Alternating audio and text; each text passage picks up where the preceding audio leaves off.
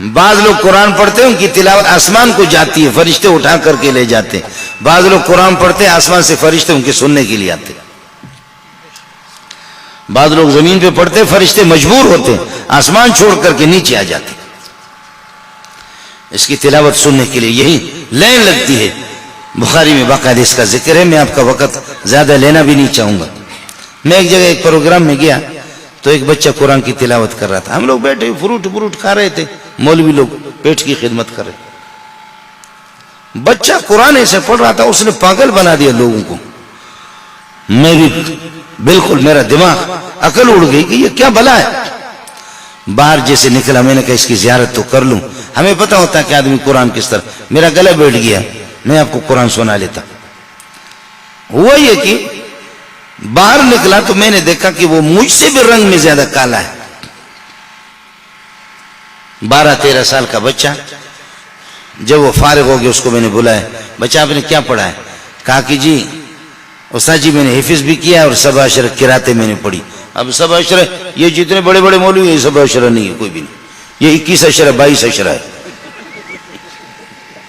کوئی ان میں سے سبع عشر نہیں ہے. سمجھے؟ وہ جامع گزرا یا دوسرا گزرا، قاری سے فراناس کوئی بھی نہیں ہے. سبع عشر مشرہ کچھ بھی نہیں ہے. 4 سال میں ظالم نے حفظ بھی کیا ہے اور سبع عشر کی قراتیں. پھر میں نے ان کے استاد سے پتہ کیا کہ یہ ہے کیا، یہ کہ جادوگر نہیں ہے. استاد جی نے کہا، ان کے استاد نے، استاد پٹھان تھا، انہوں نے کہا کہ مولوی صاحب بخدا اس بچے کو آج تک ہم سمجھ نہیں سکے کہ یہ جن ہے یا فرشتہ ہے یا انسان ہے. کیا اس کی ذکاوت ہے، کیا اس کی حروف کی ادائیگی ہے اور کیا اس کی آواز ہے.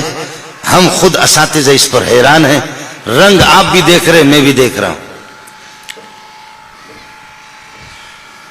میں نے کہا کہ بچہ آپ کہاں کے؟ کہنے لگے سرباز کا ہوں. ایران میں ایک صوبہ ہے سرباز کا ہوں. کب سے یہاں پڑھ رہے؟ کہنے لگے 4 سال سے پڑھ رہا ہوں، یہ سب کچھ پڑھا ہے. تو پھر میں نے بلوچی شروع کی اس کے ساتھ. میں نے کہا ملک کا نہ رفتہ گئے آپ، پھر ملک نہیں گئے؟ کہنے لگے استاد جی نشو تگوں نہ رفتگوں. فارسی اور بلوچی ہماری زبان ایک ہے. جی نہ رفتگوں. میں نہیں گیا. میں نے کہا کیوں نہیں گئے؟ خاموش. میں نے کہا کیوں نہیں گئے؟ خاموش. پھر میں نے کہا کیوں نہیں گئے؟ میری حماقت بھی دیکھو، اب اصل بیوقوف تو میں ہوں، سمجھ نہیں رہا ہوں. کیوں نہیں گئے؟ تو میں نے دیکھا اس کے آنسو آ رہے ہیں. اس سوال کا جواب ان کے پاس نہیں تھا. آخر کار مجبور ہو کر کے دیکھا کہ یہ مولوی الو سمجھتا نہیں ہے. کہنے لگے استاد جی کس کے پاس جاؤں؟ میرے ماں باپ نہیں، میں یتیم ہوں. میرے ماں باپ کی میں نے شکلیں نہیں دیکھی. اللہ کا دین ہے، اللہ کا دین ہے. خدا جس کو نوازے، جن کے بچے حافظ ہیں، جن کے بچے عالم ہیں، جن کے گھروں میں قرآن کی تلاوت ہوتی ہے، وہ خدا کا شکر ادا کرے. 10-15 افراد ایک گھر میں رہ رہے، اگر ایک میری بیٹی اور ایک میری بھتیجی اور ایک اللہ آپ کا بھلا کریے کہ ایک میرا بھتیجا، آپ کا کوئی بچہ یاسین شریف کی اگر تلاوت کرے، یہ بہت بڑی بات ہے. اور اگر پورے گھر میں ٹیلی ویژن ہے، اسی گھر میں مزے کی بات یہ، اسی گھر میں اس کے تاکچے میں قرآن بھی رکھا ہے اور ادھر ٹیلی ویژن بھی رکھا ہے.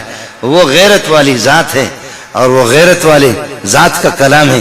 وہ کہتے ہیں یا اس بے غیرت کو نکال یا مجھے نکال. تمہارے پورے خاندان کی نگاہیں اس پر لگی ہوئی ہے، لیکن مجھے تو مہینوں کے مہینے کوئی کھولتا دیکھتا بھی نہیں ہے. اور ان ننگی تصویروں کو ادھر دکھا بھی رہے ہو سب کچھ، یا مجھے نکالو یا اس کو نکالو. اب جن حضرات کے بچے اگر حافظ نہ ہو، کم از کم ناظرہ پڑھائیں. آپ نے قرآن ناظرہ پڑھا، خدا کا شکر ادا کرو. جن کے گھر میں قرآن نہیں وہ ماتم کرے، یا حسین یا حسین. وہ ماتم کرے، اپنے منہ پہ تماچا رسید کرے کہ وہ کیا ہے جو یتیم کے سینے کو، یتیم پر اعتماد جس کا رہا اور جس نے یتیم کو حافظ قرآن قاری قرآن بنا دیا، وہ کون ہے کہ جس نے مجھے محروم کر دیا اس دولت کے ہوتے ہوئے. اصل عظیم دولت وہ قرآن پاک کی دولت ہے، اور قرآن سے بڑھ کر کے کائنات میں کوئی بڑا سرمایہ نہیں ہے.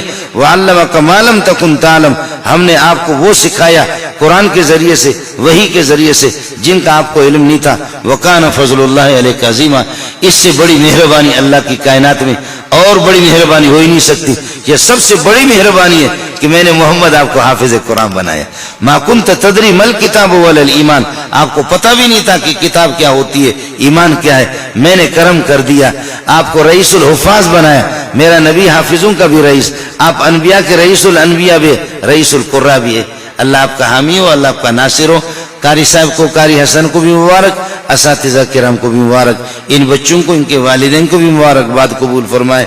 اہل محلہ, آپ کی تعاون, آپ کی نیک نیتی اور آپ کا حسن اخلاق, اس کو اللہ اپنی بارگاہ میں قبول